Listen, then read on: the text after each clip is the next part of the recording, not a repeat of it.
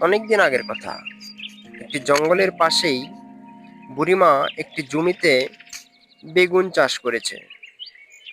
সে বেগুনের চারাগুলো রোপণ করে এবং চারাগুলি ধীরে ধীরে বড় হতে থাকে। সে বেগুনের গাছে পানি দেয়, যত্ন নেয়। এভাবেই বেগুনের গাছগুলো বড় হতে থাকে। এদিকে পাশের একটি গাছেই থাকতো একটি কাক। সে বুড়িমার খেতে এসে বুড়িমার বেগুন গাছগুলো থেকে বেগুন খেতে থাকে। এটি টুনি দেখতে পায়। এবার টুনি বলে, কাক, তুমি বুড়িমার বেগুনগুলো খাচ্ছ কেন? তাতে কি হয়েছে টুনি? আমার খিদে পেয়েছে তাই আমি খাচ্ছি। আমার বেগুনগুলো খেতে খুব ভালো লাগছে। টুনি এবার বুড়িমার বেগুন ক্ষেত থেকে এই খবরটি দেওয়ার জন্য বুড়িমার বাড়িতে যায় এবং বাড়িতে গিয়ে বুড়িমাকে বলে,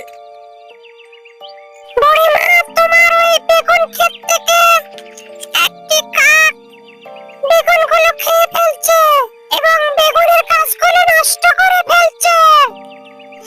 এর একটি ব্যবস্থা নিন বুড়িমা।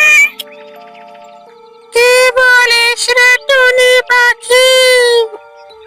ওই কাক আমার বেগুন ক্ষেতের বেগুন গাছগুলি খেয়ে ফেলছে, বেগুন খেয়ে ফেলছে।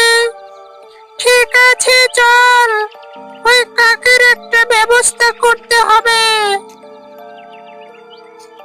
এরপর দুজন মিলে বুড়ির বেগুন খেতে আবার গেল এবং গিয়ে দেখলো একটি কাক সেখানে রয়েছে। টুনি পাখি ও বুড়িমা মিলে কাককে বুঝালো। তারা বলল, শোন রে কাক, তুই এভাবে আমার বেগুন ক্ষেতের বেগুনগুলো খেয়ে ফেলেছিস, গাছগুলো নষ্ট করে ফেলেছিস। শোন, আজ থেকে তুই আমার একটা বেগুনও খাবি না, বরং পোকাগুলো খেয়ে সাফ করে দিবি।